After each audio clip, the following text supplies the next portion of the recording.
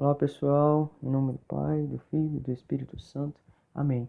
Então agora, iniciando a história da salvação, vemos que de certa forma Gênesis já começa com toda a criação, com toda aquela beleza, mostrando todo o poder de Deus.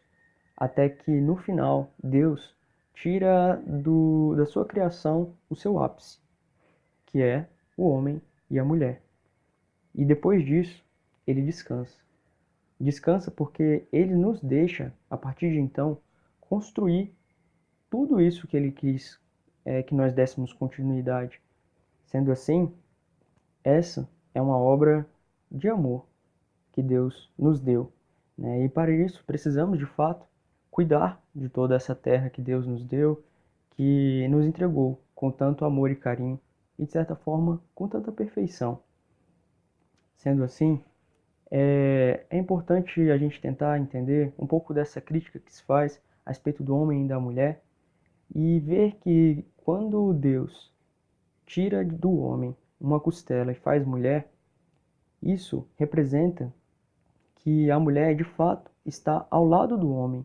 Isso significa que numa hierarquia, digamos assim, eles caminham lado a lado, né? E talvez por ter sido de uma região de ossos que protege alguns órgãos vitais, como o pulmão e o coração, percebe que o homem também tem essa função de proteção, né? Essa função de fato abraçar e acolher essa mulher com ele, né? Isso é legal, assim, por ver que, de certa forma, desde aquele tempo, né, as pessoas já se preocupavam com esse tipo de coisa. Mas, levando em consideração a história que se sucede a partir daí, vemos o pecado da humanidade. E vemos, então, que a serpente engana Eva, fazendo-a pecar. Lembrando que o pecado de Eva foi principalmente a desobediência e ainda mais a vontade de querer ser Deus, o orgulho de querer se colocar nessa posição. Esse, de fato, foi o maior pecado da humanidade. Um pecado que carregamos como herança. Um pecado que levamos adiante ao longo de toda a nossa história. E ainda hoje estamos manchados com ele.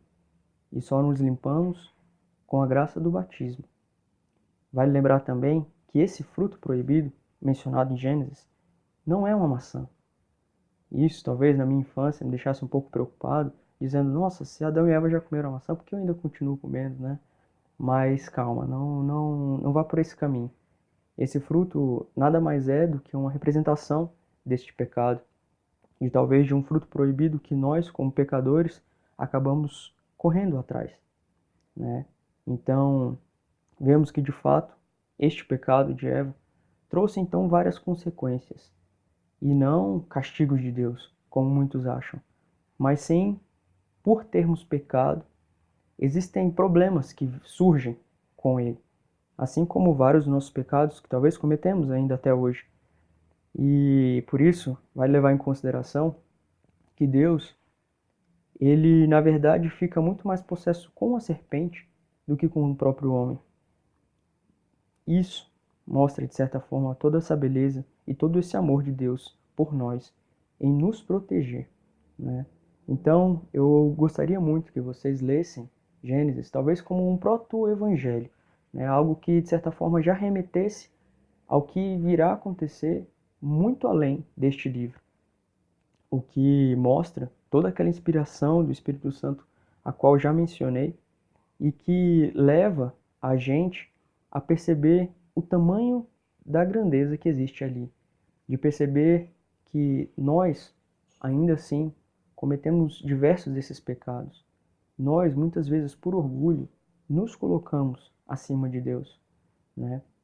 Percebemos também na história de Gênesis a história de Caim e Abel, em que o irmão mata o outro por inveja.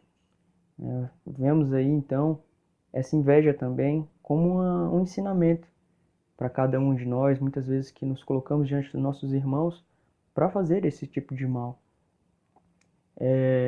Em seguida, dando continuidade a essa história de Gênesis, dentro desses 12 primeiros capítulos, vemos também que Deus menciona a história da Arca de Noé, que também traz muita beleza, né? Foi através dessa história que eles conseguiram falar a respeito de diversas culturas, como os caimitas, né?